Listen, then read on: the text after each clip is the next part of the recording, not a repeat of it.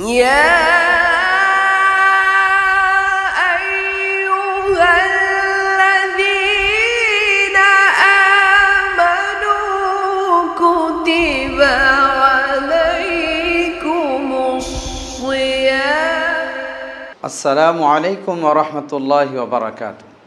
আলহামদুলিল্লাহি ওয়াহদা ওয়াসসালাতু ওয়াসসালামু আলা মান লা নাবিয়্যা বা'দ, আম্মা বা'দ। সম্মানিত দর্শকবৃন্দু, আজকের আলোচনার বিষয় হলো সবর বা ধৈর্য ধারণ করার শ্রেষ্ঠত্ব। সবর বা ধৈর্য না থাকার কারণে আজকে আমরা অনেক কাজে আমরা ব্যর্থ হই, আমরা সাকসেস হই না এবং সে কাজের সাকসেস হতে পারি না।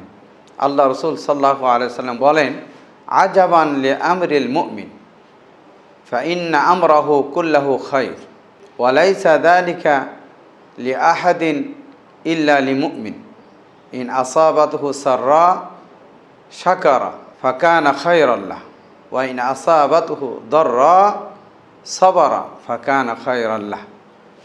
রাসূলুল্লাহ সাল্লাল্লাহু আলাইহি ওয়াসাল্লাম বলেন, মুমিনদের ওই মুমিনের জন্য আশ্চর্যবোধ হয়, ওই মুমিনের জন্য আশ্চর্যবোধ হয় যে মুমিনের সকল বিষয়টাই কল্যাণকর।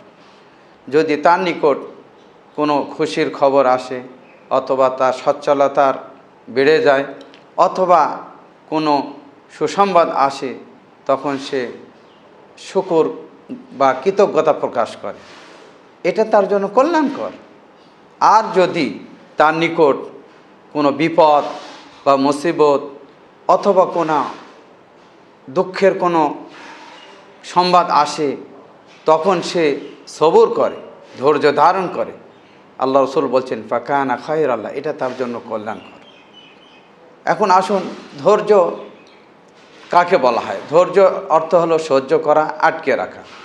আর পারিভাষিক অর্থ হলো সৎ আমলের ওপর আত্মাকে আটকিয়ে রাখা এবং অসৎ কাজ থেকে নিজেকে বিরত থাকা।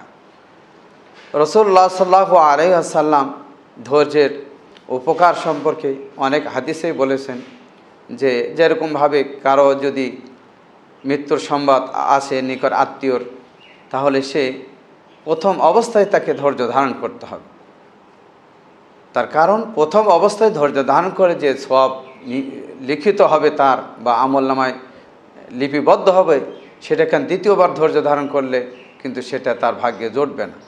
আল্লাহ রাব্বুল আলামিন ধৈর্যের ব্যাপারে বলেন, ইয়া আইয়ুহাল্লাযীনা আমানু ইসবিরু ওয়া সাবিরু ওয়া রাবিতু ওয়াত্তাকুল্লাহা লাআল্লাকুম তুফলিহুন।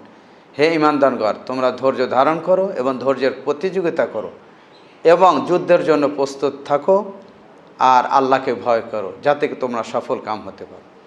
আর আমরা ধৈর্য ধারণ করলে আল্লাহ রাব্বুল আলামিনকে আমরা সবসময় তাকে সাথে পাবো, যেহেতু আল্লাহ বলছেন অসবিরু ইন্নাল্লাহা মাআস সাবিরিন, তোমরা ধৈর্য ধারণ করো, কেননা ধৈর্যশীলদের সাথে মহান আল্লাহ রাব্বুল আলামিন আছেন।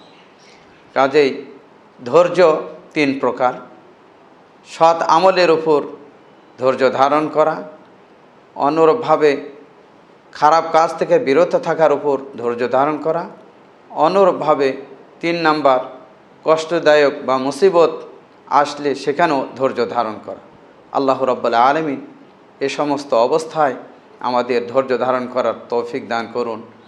আর আমরা একজন আরেকজনকে যে ধৈর্যের যেন উপদেশ দিতে পারি, যেটা আল্লাহ সূরা আসরে বলতেন ওয়া তাওয়াসাউ বিস সবর, তোমরা একজন আরেকজনকে ধৈর্যের উপদেশ দাও। আল্লাহ রাব্বুল আলামিন আমাদের তৌফিক দান করুন। এ বলে আজকের আলোচনা শেষ করছি। আসসালামু আলাইকুম ওয়া রাহমাতুল্লাহি ওয়া বারাকাতুহু।